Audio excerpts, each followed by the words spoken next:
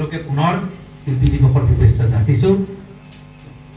তোমালোকে বিশেষভাৱে নতুন প্ৰজন্মৰ যিবিলাক আছা, তোমালোকে জ্যোতিপ্ৰসাদক তোমালোকৰ মেণ্টৰ, সাংস্কৃতিক গুৰু হিচাপে ল'বা।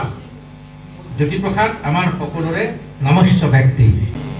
আজি শিল্পী দিৱসৰ সকলোকে সম্ভাষণ জনাইছোঁ। ৰূপকোঁৱৰ জ্যোতিপ্ৰসাদ আগৰৱালা, অম্বিকাগিৰি ৰায় চৌধুৰী, কলাগুৰু বিষ্ণুপ্ৰসাদ ৰাভা, এখেতসকল অসমীয়া জাতীয় জীৱনৰ একোৰা একোৰা জ্বলি থকা অনিৰ্বাপিত জুই। লুইতপাৰৰ ডেকা ল'ৰা অগ্নিময় ৰূপকোঁৱৰ জ্যোতিপ্ৰসাদ আগৰৱালাৰ গীত কবিতাৰ আধাৰত এখনি আলেখ্য এগৰাকী শংকৰী সংস্কৃতিৰ সাধক, সমাজৰ বিভিন্ন দিশৰ লগত জড়িত সাহিত্য, সংস্কৃতি, ভাষা। ৰমেন দাস ডাঙৰীয়া এই আলেখ্যখনিৰ ৰচক। তেখেতে অসম আন্দোলন চলি থকাৰ সময়তেই ৮৩ চনত এই সংগীতালেখ্যখন ৰচনা কৰিছিল। মই ৰমেন দাস ডাঙৰীয়াক আজিৰ এই শিল্পী দিৱসত অভিনন্দন জনাইছোঁ। মঞ্চত উপবিষ্ট আমাৰ বহু কেইগৰাকী ৰাজ্যখনৰ প্ৰতিভাৱান, গুণৱান, বিশিষ্ট ব্যক্তি উপস্থিত আছে। মই আটাইবোৰকে সম্ভাষণ জনাইছোঁ। আজিৰ শিল্পী দিৱসত এইসকল গুণৱান ব্যক্তিৰ উপস্থিতিত আপোনালোকক শিল্পী দিৱসৰ তাৎপৰ্য আৰু ৰূপকোঁৱৰ জ্যোতিপ্ৰসাদ আগৰৱালাৰ অসমৰ জাতীয় জীৱনলৈ যি অৱদান, কোনো কালে পাহৰিব নোৱাৰা অৱদান, সেই বিষয়ে মাত্ৰ অলপমান কওঁ। শিল্পী, শিল্প, যাৰ অৰ্থ হ'ল শিল্প মানে জগত ধুনীয়া কৰে। জ্যোতিপ্ৰসাদে কৈছে ৰূপান্তৰেহে জগত ধুনীয়া কৰে, এই মোৰ গায়ত্ৰী মন্ত্ৰ। যদি এই গায়ত্ৰী মন্ত্ৰ হয়, তেতিয়াহ'লে নামঘৰ, কিটচেন, ৱাছৰুম, হল, মাৰ্কেট প্লেচ সকলোতে আপোনালোকে এই ৰূপান্তৰৰ কথাখিনি মনত ৰাখিব লাগিব।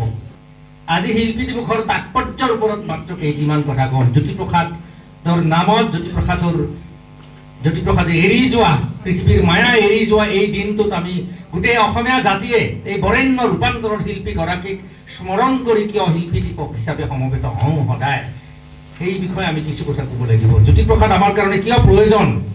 জ্যোতিপ্ৰসাদে ৰন্ধ্ৰে ৰন্ধ্ৰে, হীৰাই হীৰাই আমাৰ ধমনীয়ে ধমনীয়ে কিয় প্ৰবাহিত হৈ আছে, সেই কথাখিনি আমি উপলব্ধি কৰিব পাৰিলেহে আমি জ্যোতিপ্ৰসাদে যি জগত সভালৈ অসমৰ সাহিত্য, সংস্কৃতি, ভাষাক লৈ যোৱাৰ কথা কৈছে ৰূপান্তৰৰ বাটেৰে। মই মানুহ, মই শিল্পী, মই আন্ধাৰৰ পৰা পোহৰলৈ লৈ যোৱা শিল্পী। শিল্পী মই ত্ৰিকালৰ, তিনি কালৰ, অতীত, বৰ্তমান, ভৱিষ্যত। বহু কথা জ্যোতিপ্ৰসাদৰ মই সংক্ষেপে কৈ দিছোঁ মাত্ৰ। এই তিনি কালৰ কথা জ্যোতিপ্ৰসাদে অকল কোৱা নাছিলে। Spectator of all time and এক্সিষ্টেন্স, সৰ্বকালৰ দ্ৰষ্টা, প্লেটোৱে কৈ গৈছিলে। যে অতীত, বৰ্তমান, ভৱিষ্যত সকলো বিষয়ে জানিব পাৰে, তেওঁলোকক দাৰ্শনিক বুলি কোৱা হয়, তেওঁলোকক শিল্পী বুলি কোৱা হয়। জ্যোতিপ্ৰসাদে কৈছে এই পৃথিৱীত শাসনৰ দায়িত্বভাৰ শিল্পী সাহিত্যিকসকলৰ হাতত এৰি দিব লাগে। কিয় কৈছিলে জ্যোতিপ্ৰসাদে এইবোৰ কথা? জ্যোতিপ্ৰসাদে কৈছিলে শিল্পৰ দায়বদ্ধতাৰ কথা, সাহিত্যৰ দায়বদ্ধতাৰ কথা, মানুহৰ দায়বদ্ধতাৰ কথা কৈছিলে। জ্যোতিপ্ৰসাদে গীত, নাট, কথাছবি বা চিনেমা, তেওঁৰ ভাষণ সকলোতে অসমীয়া জীৱনটো, অসমীয়া মনটো, অসমৰ বাৰে বৰণীয়া সংস্কৃতিক একাকাৰ কৰি বহু কথা কৈ গৈছে জ্যোতিপ্ৰসাদে। বহু কবিতা লিখিছে। ময়ে অসমৰ, ময়ে ভাৰতৰ ডেকা ল'ৰা অগ্নিময়, এনেবোৰ কথা জ্যোতিপ্ৰসাদে কৈ গৈছে। জ্যোতিপ্ৰসাদে তেওঁৰ শিল্পীৰ পৃথিৱী নামৰ বিখ্যাত ৰচনাখনত শিল্পৰ তাৎপৰ্যৰ কথা কৈ গৈছে। কি কৈছে আমি প্ৰত্যেকে পঢ়া উচিত। মই ইমান কম সময়ৰ ভিতৰত ইমান জ্যোতি সাগৰ, জ্যোতি ৰামায়ণো আছে, জ্যোতি মহাভাৰত আছে, জ্যোতিপ্ৰসাদৰ প্ৰতিভাৰ কথা কৈ শেষ কৰিব নোৱাৰিম। সেইকাৰণে দুখুৰীয়াকৈ কেইটামান কথা মাত্ৰ টানি টানি আনি জোৰা লগাই দিম। আমাৰ নতুন প্ৰজন্মই জ্যোতিপ্ৰসাদক জানিব লাগিব। শংকৰদেৱৰ পিছত যিগৰাকী অসম ভূমিলৈ মনীষী আহিছিল, সেই মনীষীগৰাকী জ্যোতিপ্ৰসাদ। কলাগুৰু বিষ্ণুপ্ৰসাদে জ্যোতিপ্ৰসাদৰ বিষয়ে কি কৈছে? মই শেষত এই ভাষণটো মোৰ বহু বছৰ পূৰ্বেই ইয়াত কেইটামান পইণ্ট লিখিছিলোঁ। মই তাত বিষ্ণুৰাভাই আৰু হেমন্ত বিশ্বাসে জ্যোতিপ্ৰসাদৰ ওপৰত কেনেকুৱা কথা কৈছে মই শেষত কম। দুটামান বাক্য পঢ়ি দিম। বিষ্ণুৰাভাই জ্যোতিপ্ৰসাদক ৰূপান্তৰৰ শিল্পী কৰিছে, আলোকৰ শিল্পী কৰিছে, আন্ধাৰ কাশী পৃথিৱী পোহৰৰ বাটলৈ লৈ যোৱা মহাশিল্পী বুলি কৈছে, জাগৰুক আত্মা বুলি কৈছে। বহু কথা কলাগুৰু বিষ্ণুপ্ৰসাদ ৰাভাই কৈ গৈছে, যাক আমি শংকৰদেৱৰ পিছতেই অন্যতম এগৰাকী কলাকাৰ, এগৰাকী শিল্পী, এগৰাকী মানুহ, এগৰাকী পূৰ্ণাংগ শিল্পী হিচাপে আমি শ্ৰদ্ধা কৰোঁ কলাগুৰু বিষ্ণুপ্ৰসাদ ৰাভা। আৰু সেইগৰাকী ৰাভাই জ্যোতিপ্ৰসাদক এই ধৰণে গুণানুকীৰ্তন কৰিছে। হেমন্ত বিশ্বৰ নাম আপোনালোকে সকলোৱে শুনিছে। ভাৰতীয় গণনাট্য সংঘ, এসময়ত ডক্টৰ ভূপেন হাজৰিকা, হলিত চৌধুৰী, জ্যোতিপ্ৰসাদ আগৰৱালা, ডক্টৰ ভূপেন হাজৰিকা, এওঁলোকে গোটেই ভাৰতবৰ্ষতে এক সোণালী যুগৰ সূচনা কৰিছিলে সাংস্কৃতিক ৰূপান্তৰৰ জৰিয়তে, সাংস্কৃতিক আন্দোলনৰ জৰিয়তে। গোটেই ভাৰতবৰ্ষক উচ্চ স্তৰলৈ নিয়াৰ কাৰণে ভাৰতৰ মানুহক সাংস্কৃতিক চেতনাৰে উদ্বুদ্ধ কৰিবলৈ তেওঁলোকে দিঙে দিপাঙে ঘূৰি ফুৰিছিল। ডক্টৰ ভূপেন হাজৰিকাৰ অমৰ সৃষ্টিসমূহ ভাৰতীয় গণনাট্য সংঘৰ লগত জড়িত। সেই গানসমূহে আজিও আমাক উত্তেজিত কৰে, অনুপ্ৰাণিত কৰে, আজিও আমাক বাট দেখুৱায়। জ্যোতিপ্ৰসাদ সেই সময়ৰ আটাইতকৈ গুৰুত্বপূৰ্ণ ব্যক্তিগৰাকী আছিল জ্যোতিপ্ৰসাদ আগৰৱালা। জ্যোতিপ্ৰসাদে প্ৰথম অসমীয়া কথাছবিৰে আমাক অসমীয়া ফিল্ম, অসমীয়া চিনেমা শিল্পৰ আৰম্ভণি কৰালে জয়মতীৰ জৰিয়তে।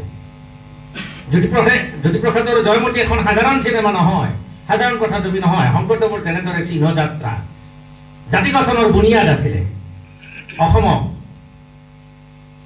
সকলো প্ৰকাৰে সৰ্বাংগ সুন্দৰভাৱে প্ৰতিষ্ঠা কৰাৰ, বুনিয়াদ গঠন কৰাৰ চিহ্নযাত্ৰা যেনেকৈ এখন মাষ্টাৰ প্লেন আছিলে, একেধৰণে জ্যোতিপ্ৰসাদৰ অসমীয়া চিনেমা জগতক উত্তৰণ কৰাৰো এটা মাষ্টাৰ প্লেন আছিলে।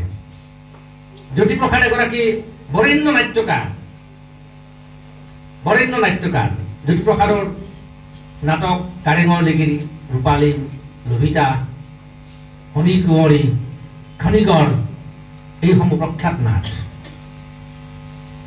জ্যোতিপ্ৰসাদৰ পিছত আমি তেওঁৰ অনুগামীসকলে হয়তো ভালেমান নাট লিখিছোঁ, ভালেমান গান ৰচনা কৰিছোঁ, সংগীতৰ চৰ্চা কৰিছোঁ, নৃত্যৰ চৰ্চা কৰিছোঁ, চিনেমা নিৰ্মাণ কৰিছোঁ, পৰিচালনা কৰিছোঁ, কিন্তু জ্যোতিপ্ৰসাদৰ আমি কাষ চুব পৰা নাই। এইগৰাকী জ্যোতিপ্ৰসাদ এনেকুৱা প্ৰতিভাৰ অধিকাৰী। আৰু আমাৰ অলপ আগতে জ্যোতিপ্ৰসাদৰ কবিতা এগৰাকী বাইদেৱে ৰণ ৰণ ৰণ ৰণ জন জন জন আবৃত্তি কৰিছে। কাঞ্চনজংঘাৰ বুৰঞ্জীসকলে জানে, মুখে মুখে মানুহৰ। মই বহুত দীঘলীয়া কথা নকওঁ, সেইকাৰণে যে বহুত কাৰ্যসূচী আছে। মই জ্যোতিপ্ৰসাদৰ কেইটামান দুপৰীয়া কথাহে কৈছোঁ। মই এই দুপৰীয়া কথা কেইটাৰ ভিতৰত কি ক'লোঁ যে জ্যোতিপ্ৰসাদ এগৰাকী গীতিকাৰ। কেনেকুৱা গীতিকাৰ? অসমৰ মাটিৰ, অসমৰ সাতাম পুৰুষীয়া আইনাম, বিয়ানাম, দিহানাম, নিচুকনি গীত, এই সকলোবোৰৰ পৰা সুৰ সমল বুটলি আনি গছে গছে পাতি দিলে ফুলৰে শৰাই ৰাম ৰাম। জ্যোতিপ্ৰসাদ জাতে পাতে অসমীয়া। অসমৰ অসমীয়া মনটো জ্যোতিপ্ৰসাদৰ প্ৰতিটো শব্দ, প্ৰতিটো ছন্দ, প্ৰতিটো সুৰৰ মাজত সোমাই আছে। অসমক নৱন্মেষালী প্ৰতিভাৰে জ্যোতিপ্ৰসাদে ৰূপান্তৰৰ বাটেৰে আগুৱাই লৈ আহিছে, লৈ গৈ থাকিব।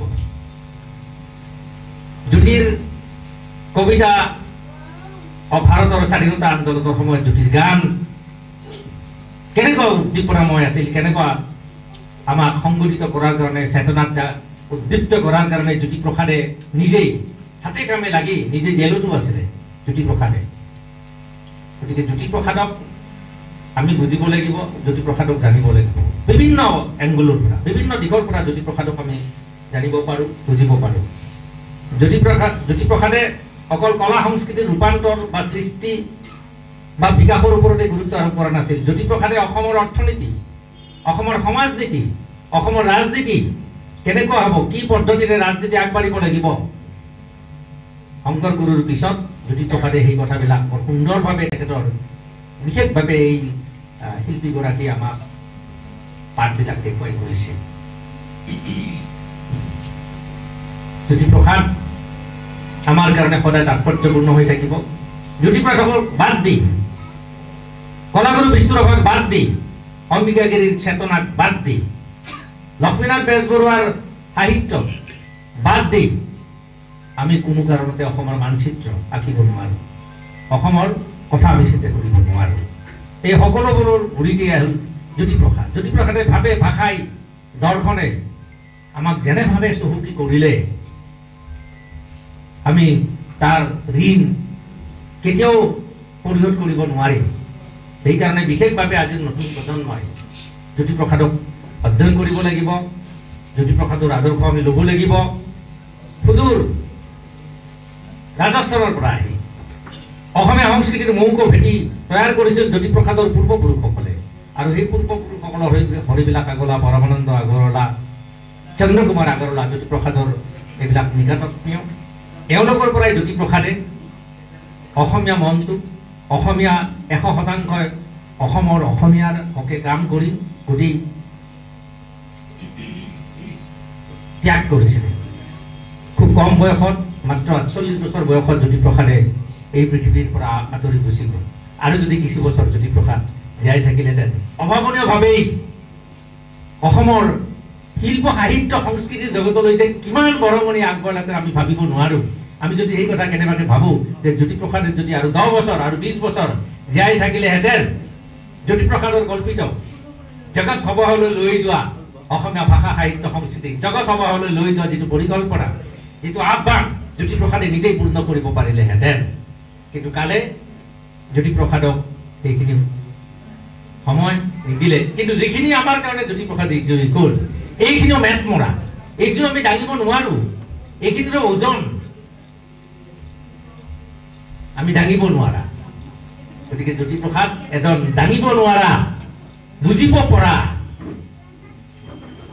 আলোকৰ ৰূপান্তৰৰ শিল্পী। এই ৰূপান্তৰৰ শিল্পীক আমি সেইকাৰণে অসমৰ সমগ্ৰ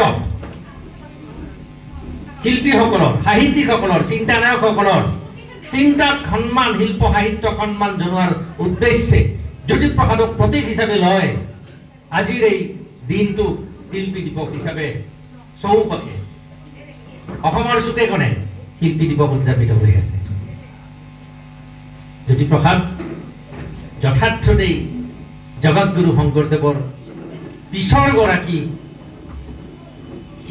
অন্যতম গুৰুত্বপূৰ্ণ, বৰণীয়, ৰমণীয়, স্মৰণীয়, আদৰ্শনীয় ব্যক্তিত্বৰ অধিকাৰী মহাশিল্পী। মই বেছি কথা নকওঁ, দুটামান কথা মাথো, কাৰণ মই কৈছোঁৱেই যদি আমি গান শুনিবলৈ আহিছোঁ, নতুন প্ৰজন্মই কেনেকৈ জ্যোতিপ্ৰসাদক ভাবিছে সেই কথাবিলাক আমি জানিব লাগে। মই থোৰতে জ্যোতিপ্ৰসাদে কি কি কাম কৰিছে অকণমান কৈ দিলোঁ। এতিয়া জ্যোতিপ্ৰসাদৰ অকণমান মূল্যায়ন মই যে কৈছিলোঁ, আমাৰ বিষ্ণুৰাভা বা হেমন্ত বিশ্বাসে কেনেধৰণে কৈছে সেইখিনি কথা কৈ দিছোঁ। বিষ্ণুৰাভাই জ্যোতিপ্ৰসাদক আজীৱন ধ্ৰুৱতীৰ্থৰ যাত্ৰী, আজীৱন ধ্ৰুৱতীৰ্থৰ সাধক, আমৰণ ঝঞ্ঝা যায় আত্মাৰ গৰাকী, ঝঞ্ঝা মানে ধুমুহা, ধুমুহাক যি জয় কৰিব পাৰে তেনেকুৱা এটা স্পিৰিট বা সত্তাৰ অধিকাৰী বুলি কৈছে। নবন্দে খালিনী প্ৰতিভাৰ অধিকাৰিণী বুলি কৈছে, য'ত পুৰণিকো নতুনভাৱে ৰূপান্তৰ কৰিব পাৰে, সৃষ্টি কৰিব পাৰে, নতুন কৰি নিৰ্মাণ কৰি দিব পাৰে পুৰণি বস্তু এটা, যেনে আইনাম, নিচুকনি গীত, বৰগীত, এই গোটেইবিলাকক লৈ জ্যোতিপ্ৰসাদৰ গীতত শাস্ত্ৰীয় সংগীতৰ পটভূমিও আছে। জ্যোতিপ্ৰসাদ অকল লোক সংস্কৃতি, লোক জীৱনৰ সুৰ, তাল, লয়, মানক লৈ যে জ্যোতিপ্ৰসাদে তেওঁৰ শিল্প সংস্কৃতি নিৰ্মাণ কৰিছে বা তৈয়াৰ কৰিছে এনেকুৱা নহয়। জ্যোতিপ্ৰসাদে Indian classical music, classical dance, এই ফৰ্মৰ ওপৰতো যথেষ্ট তেখেতৰ দখল আছিলে জ্যোতিপ্ৰসাদৰ। আমাৰ ৰামকৃষ্ণ তালুকদাৰ সত্ৰীয়াৰ মাষ্টাৰ, ৰামকৃষ্ণ তালুকদাৰৰ যিটো সত্ৰৰ সাধনা, এই সত্ৰীয়া সংস্কৃতিও কিন্তু শংকৰদেৱৰ ক্লাছিকেল পটভূমিতেই কিন্তু আগবাঢ়ি আহিছে সত্ৰীয়। সেইকাৰণে অৱশেষত যেনিবা ডক্টৰ ভূপেন হাজৰিকাৰ নেতৃত্বত one of the major Indian classical dance form বুলি স্বীকৃত হৈছে। জ্যোতিপ্ৰসাদৰ সংগীতত, জ্যোতিপ্ৰসাদৰ নাটকতো আনকি ক্লাছিকেল গাম্ভীৰ্য আছে। কাৰেঙৰ লিগিৰি, মই প্ৰসংগতে কৈ দিছোঁ, কাৰেঙৰ লিগিৰি অসমীয়া নাট্য সাহিত্যৰ নহয়, ভাৰতীয় নাট্য সাহিত্য এখন অতি উচ্চ স্তৰৰ এক্সেলেণ্ট নাট্য। হেমন্ত বিশ্বাসে কৈছে ব্যক্তি জীৱনৰ সততা, সাহস, সত্যনিষ্ঠা আৰু সংগ্ৰামশীলতাৰ লগত সাহিত্য, শিল্প, কলা আৰু সংগীতৰ এনে সুসংগতি এই যুগৰ সংস্কৃতি দুৰ্লভ। জ্যোতিপ্ৰসাদৰ ক্ষেত্ৰত প্ৰখ্যাত গীতিকা, গায়ক, শিল্পী, মহাশিল্পী জ্যোতিপ্ৰসাদৰ গুৰুৰ তুল্য হেমন্ত বিশ্বাস। হেমন্ত বিশ্বাসে এই কথা কৈ গৈছে। জ্যোতিপ্ৰসাদৰ সৃষ্টি সম্ভাৰত সমকালৰ কি আছে মই সেইখিনি কথা কৈ সামৰণিলৈ আহিম। ৰোমান্টিক চেতনাটো আছে, ৰাজনৈতিক চেতনাটো আছে। মই যে কৈছিলোঁ যে জ্যোতিপ্ৰসাদে আজি ৰাজনীতিৰো মাৰ্গদৰ্শক, জ্যোতিপ্ৰসাদে আজি সাহিত্যৰ মাৰ্গদৰ্শক। আজি আমাৰ জাতীয় জীৱনৰ এমাহ দুৰ্দশাগ্ৰস্ত ছিন্ন ভিন্ন বেয়া দিনত আমি শিল্পী সাহিত্যিকসকলে কেনেকুৱা ভূমিকা লওঁ, কেনেকুৱা কৰ্তব্য কৰোঁ, জ্যোতিপ্ৰসাদে সেই সংক্ৰান্তত বহলভাৱে সুন্দৰভাৱে আমাক মাৰ্গদৰ্শন কৰিছে। জ্যোতিপ্ৰসাদে তেখেতৰ কাৰেঙৰ লিগিৰি নাটকত তেওঁৰ চৰিত্ৰৰ মাজেৰেও সমাজৰ কথা কৈছে যে সমাজ আৰু সাহিত্যৰ কেনেকুৱা সম্পৰ্ক, অংগাংগী সম্পৰ্ক। সমাজৰ লগত আমি ৰাতিপুৱাৰ পৰা ৰাতি নোপোৱালৈকে আমি যুক্ত হৈ থাকোঁ। গতিকে সেইখন সমাজক এৰি আমি কোনো শিল্পী, কোনো সংগীতজ্ঞ, কোনো নাট্যকাৰ, কোনো কথাছবি নিৰ্মাতা, কোনো অভিনেতা, কোনো ডান্সাৰ, কোনো ডান্স গুৰু, কোনো শিক্ষক, কোনো ৰাজনীতিজ্ঞই আঁতৰি থাকিব নোৱাৰোঁ। এনেকুৱা ধৰণৰ যিটো হলিষ্টিক ভিছন এণ্ড মিছন, সামগ্ৰিক যিটো মাৰ্গ আদৰ্শ আমাক জ্যোতিপ্ৰসাদে তেওঁৰ সৃষ্টিকৰ্মৰ মাজেৰে দেখুৱাই থৈ গৈছে। সেইকাৰণে বিশেষভাৱে মই পুনৰবাৰ কৈছোঁ যে এই চেতনা, এই শোষণৰ বা নিষ্পেষণৰ বিৰুদ্ধে মাত মাতিবলৈ বা সোচ্চাৰ হ'বলৈ বা প্ৰতিবাদ কৰিবলৈ যি চেতনা, জাতীয় সংস্কৃতিৰ যি নৱন্যাসী চেতনা সুন্দৰভাৱে জ্যোতিপ্ৰসাদৰ তাত প্ৰতিভাত হৈছে, সেইবোৰ যদি আমি ভালকৈ জানিব খোজোঁ তেতিয়াহ'লে যিসকলে এতিয়াও পঢ়া নাই, জ্যোতিপ্ৰসাদৰ বিখ্যাত সেই সময়ত প্ৰকাশ পোৱা শিল্পীৰ পৃথিৱী নামৰ, পিছত জ্যোতিধাৰা নামৰ সেইখন তেখেতৰ কেইবাখনো লিখা সন্নিৱিষ্ট হৈছিলে। তাত অসমীয়া ফিল্মৰ বা অসমীয়া স্থাপত্যৰ নৱোন্মেষ ইত্যাদি বহু কথা তাত সুন্দৰভাৱে আহিছিলে। জ্যোতিপ্ৰসাদ গদ্য সাহিত্যৰো অন্যতম মাষ্টাৰ আছিলে। শিল্পীৰ পৃথিৱী সেইকাৰণে জ্যোতিধাৰাসকলে পঢ়িব লাগে। আজিকালি জ্যোতিধাৰা সুকীয়াকৈ ছপা হোৱা নাই, কিন্তু প্ৰকাশন পৰিষদ, অসম প্ৰকাশন পৰিষদ অথবা অন্যান্য অনুষ্ঠানেও জ্যোতিপ্ৰসাদৰ এতিয়ালৈকে প্ৰায় ৰচনাৱলীৰ 4টামান বেলেগ বেলেগ ৰূপৰ দ্বাৰা প্ৰকাশিত হৈছে। গতিকে জ্যোতিপ্ৰসাদৰ ৰচনাৱলীখন আজি শিল্পী দিৱসৰ দিনত মই সকলোলৈ আহ্বান জনাওঁ, পৰামৰ্শ দিওঁ, আপোনালোকৰ ঘৰে ঘৰে থাকিব লাগে, কীৰ্তনৰ লগত একেলগে থাকিব লাগে জ্যোতিপ্ৰসাদৰ ৰচনাৱলী। তেতিয়াহ'লে এই মহাশিল্পীগৰাকীক আমি আজিৰ দিনটোত সকলোৱে একেলগ হৈ চৈ কৰাৰ তাৎপৰ্য পূৰ্ণ হৈ উঠিব আৰু পঢ়াৰ অভ্যাস এটা গঢ়ি উঠিব। আমাক বুজিব পাৰিম, আমাৰ মনৰ পৰা হিংসা, দেশ বিদ্বেষ, ঘৃণা, অপ্ৰীতি, অশান্তি সববিলাক নাইকিয়া হৈ যাব। জ্যোতিপ্ৰসাদৰ সৃষ্টিত সেই গাম্ভীৰ্য আছে, সেই সংস্কাৰবোৰ, সেই ৰূপান্তৰকামী চেতনাটো জ্যোতিপ্ৰসাদৰ কবিতাৰ, গানৰ, নাটৰ, সংলাপৰ স্বত্ৰে আহে সোমাই আছে। আমাৰ যুৱ প্ৰজন্মই সেইকাৰণে জ্যোতিপ্ৰসাদক আদৰ্শ পুৰুষ হিচাপে তেওঁলোকৰ বুকুৰ মাজত ল'ব লাগিব, তেওঁলোকৰ হৃদয়ৰ মাজত ল'ব লাগিব। জ্যোতি সংগীত আমি চৰ্চা কৰিবই লাগিব, ইয়াৰ গত্যন্তৰ নাই। ভূপেন হাজৰিকাই জ্যোতিপ্ৰসাদ আৰু বিষ্ণুপ্ৰসাদ ৰাভাৰ পৰাই তেওঁৰ মেণ্টৰ আছিল কোন? প্ৰথম মেণ্টৰ বিষ্ণু ৰাভা, আদৰ্শ নায়ক জ্যোতিপ্ৰসাদ, আৰু আনগৰাকী মেণ্টৰ আছিলে পল। এই তিনিগৰাকী আদৰ্শ নায়ক বা মেণ্টৰৰ দ্বাৰা ডক্টৰ ভূপেন হাজৰিকাই অসমৰ শিল্প সংস্কৃতিক জ্যোতিপ্ৰসাদৰ অন্যতম শিষ্য ভূপেন দাই জগত সভালৈ লৈ যোৱাত সক্ষম হৈছে। এইখিনি কথা মই আপোনালোকক ক'লোঁ আৰু দীঘলীয়া কথা নকওঁ। এতিয়া ৰমেন দাসৰ প্ৰসংগত দুটিমান কথা নক'লে অন্যায় কৰা হ'ব। লুইতপাৰৰ ডেকালৰা অগ্নিময়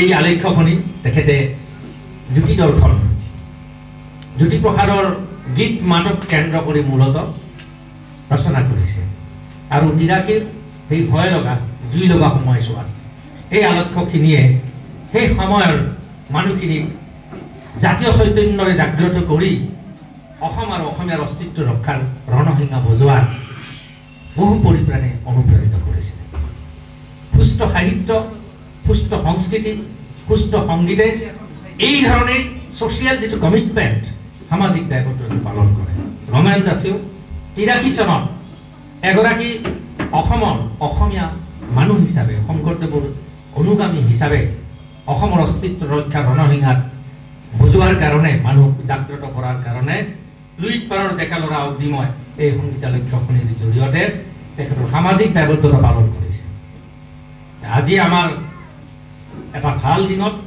এই লুইতপাৰৰ ডেকালৰা অগ্নিময় এই অভাজনৰ দ্বাৰা বিশেষভাৱে আপোনালোকৰ এই বিখ্যাত ব্যক্তিসকলৰ মোৰ জ্যেষ্ঠ কনিষ্ঠ সমপক্ষাসকলৰ লগত একেলগে মুকলি কৰিবলৈ পাই মোৰো আজি এটা খুব ভাগ্যৰ দিন আনন্দৰ দিন মোৰ আৰু দুটামান কাৰ্যসূচী আছে আজি শিল্পী দিৱস দুটামান কাৰ্যসূচী বাতিল কৰিছোঁ দূৰৰ কাৰ্যসূচী আচলতে দুদিনমান ঘৰত ৰেষ্ট ল'ম বুলি ভাবিছিলোঁ সেইকাৰণে আজিতো এইটো আনন্দ আমি কোনো কাৰণে এৰিব নোৱাৰোঁ এই দিনটো আমাৰ কাৰণে সকলোৰে চিৰস্মৰণীয় দিন এইটো চিৰস্মৰণীয় দিন হৈ থাকিব লাগিব আৰু আমি আমাক বিচাৰি পাম এই দিনটোতে এই দিনটোত সুৰ গীত মাত তথা ভাৱ ভংগী সকলোবিলাকে সুৰময় অসমৰ আকাশে বতাহে আজি জ্যোতি সংগীতৰ সুৰেৰে আনন্দিত আমি অসমীয়া হিচাপে আজি গৰ্বিত অসমীয়া হিচাপে আমি আজি আনন্দিত মই সকলোকে পুনৰ শিল্পী দিৱসৰ শুভেচ্ছা যাচিছোঁ তোমালোকে বিশেষভাৱে নতুন প্ৰজন্মৰ যিবিলাক আছা তোমালোকে জ্যোতিপ্ৰসাদক তোমালোকৰ মেণ্টৰ সাংস্কৃতিক গুৰু হিচাপে ল'বা জ্যোতিপ্ৰসাদ আমাৰ সকলোৰে নমস্য ব্যক্তি মই এই আহ্বানটো জনালোঁ আপোনালোকৰ জীৱন মংগলময় হওক সুৰেৰে ৰসেৰে শিল্পৰে জয় আলোকময় জয় আলোক